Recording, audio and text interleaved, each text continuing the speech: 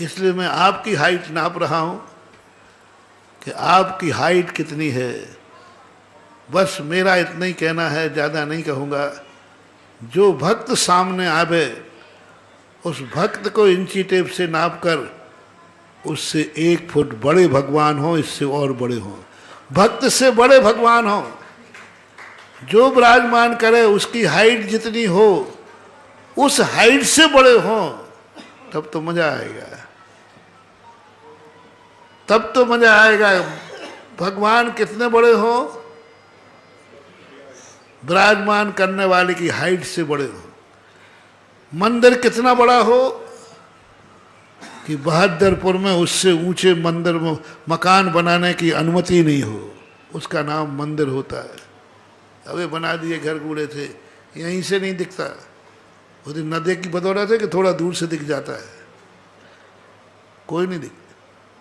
सब मंदिरों को आपने दबा दिया। या तो आप सबके मकान छोटे करो,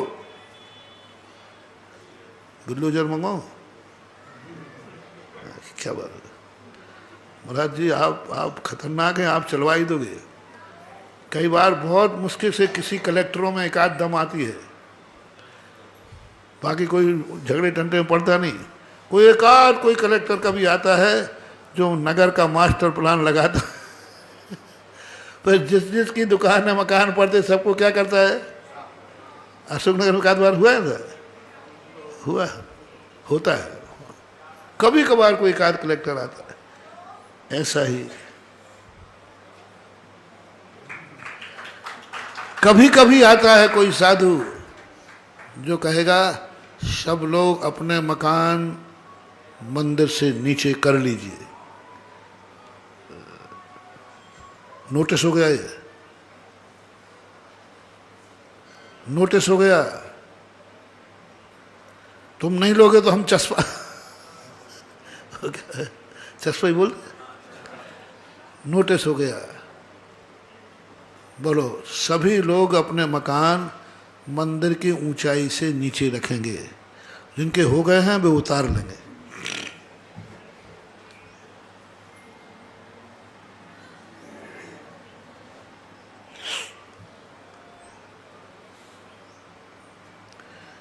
एक तो पीछे हाथ जोड़े बैठा है, हे माई बाप बचने देना, अभी नया ही बनाया है, पहले सब खप पड़ गए तो बड़ी मुश्किल में तो पक्के कर पाए।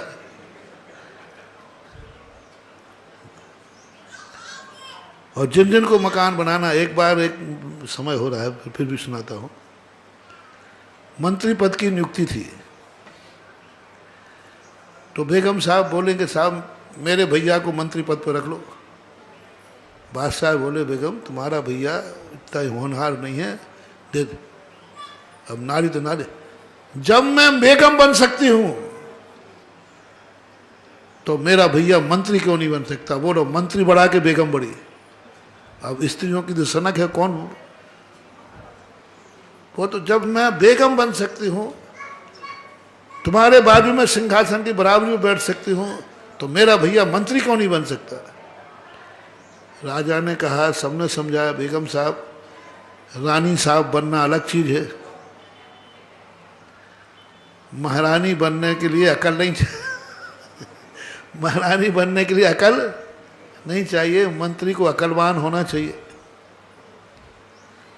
रानी ने जिद कर, नहीं या तो आज से बेगम नहीं हमें, और या मेरा भैया मंत्री बनेगा,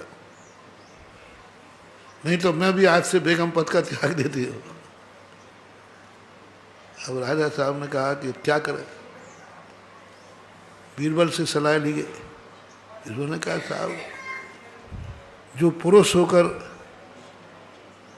स्त्रियों को संतुष्ट नहीं कर पाया उसको शादी नहीं करना चाहिए। सुन रहे हो रे आप लोग, जो अपनी अपनी स्त्रियों से परेशान हैं, कुछ है तो तुम वस्तुतः तुम बहुत गलत हुआ तुम्हारे साथ, तुम्हें शादी करना ही नहीं, तुम उसके लायक ही नहीं। राजा साहब आपने बेगम को बनाया, बेगम को संतुष्ट नहीं कर पा रहे। बोले क्या करे, वो जिद्दी है, वो कह रही बेगम पद से इस्तीफा। बीरबल ने कहा साहब आप तो ओपन इंटरव्यू रखो, आप मना कर नहीं सकोगे, करोगे तो घर टूट जाएगा आपका, रानी साहब तलाक दे देंगे, घर टूट जाएगा आपका। इसलिए आप मंत्री पद को ओपन कर दो, इंटरव्यू खुला कर दो। तो क्या करूं इंटरव्यू में? तो बीरबल ने कहा कि मैं इंटरव्यू ले लूं और मैं भी कुछ ही नहीं देना है, तो अब मुझे मंत्री पद की नियुक्ति करना हो तो फिर मैं नहीं लेता हूं, दूसरे को चुनाव अधिकारी बनाओ। बोले दूसरे को बना दो। फार्म भरे गए। एक रस्सा होता ना, रस्सा, सुतली कहो, रस्सा कहो, 400-500 मीटर की एक सुतली बनाई गई, रस्सा बनाया गया और सभा के बीच में रखा गया। इस रस्से से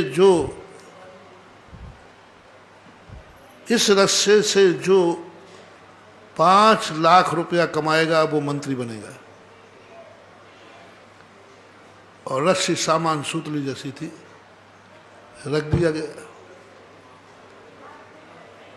अब सबसे राजा साहब ने कहा साले साहब से कि भाई तुम आ जाओ।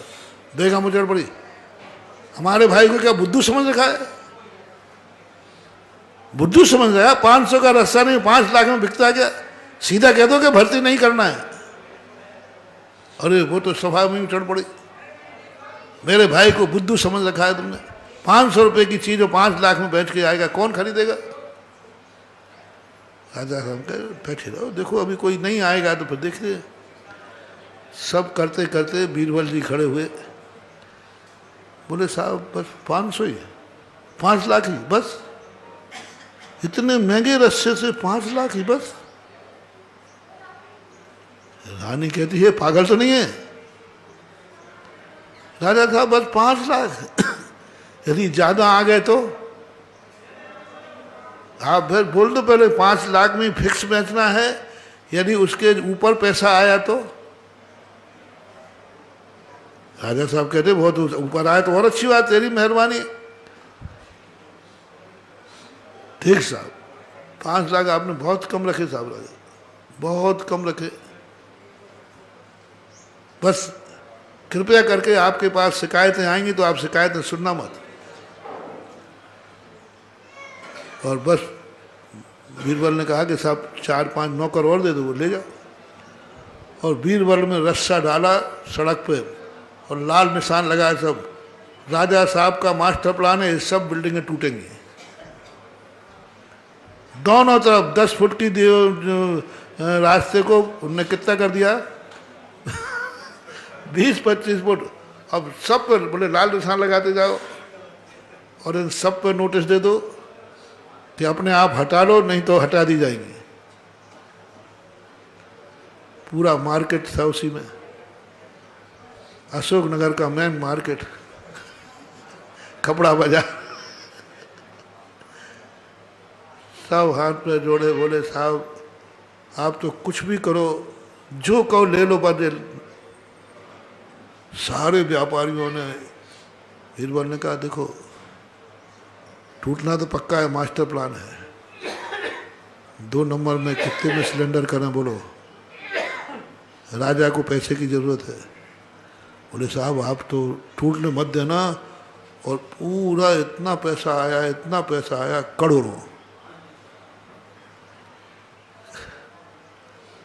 करोड़ों पैसा आया मास्टर प्लान से। बोले ठीक है, आप लोगों ने दिया, सबके लाल निशान बना लो, किसी का मकान नहीं टूटेगा। ऐसा आज भी होता है कि नहीं? बोल दो ना। हो होता है, आपको तो सब मालूम है। उधर पुटरियाँ लेकर के पहुंच गए मजदूर, बोले साहब आपकी रस्सी ये है और पैसा ये है। बोले रस्सी भी वापस? बोले साहब रस्सी भी वापस और पैसा ये है। रानी साहब कहती इसने किसी के यहाँ डाका डाला होगा। बोले साहब पूछो। और सब तरफ जय जयकार हो रही थी, धन्य है बीरबल जी, हमारी दुकान बचा दी, धन्य है, कोई रिश्वत का तो नाम ही नहीं लेवे। इतना पैसा आया कि राज खजाना भर गया। वही अकल आज हमें यहाँ पर आई है बहादुरपुर में। सभी लोग अपने अपने मकान नीचे करो। जय जिनेंद्र। अगर आपको मेरी वीडियो अच्छी लगती है तो प्लीज़ मेरे चैनल को लाइक करें, शेयर करें और सब्सक्राइब करें। Thank you.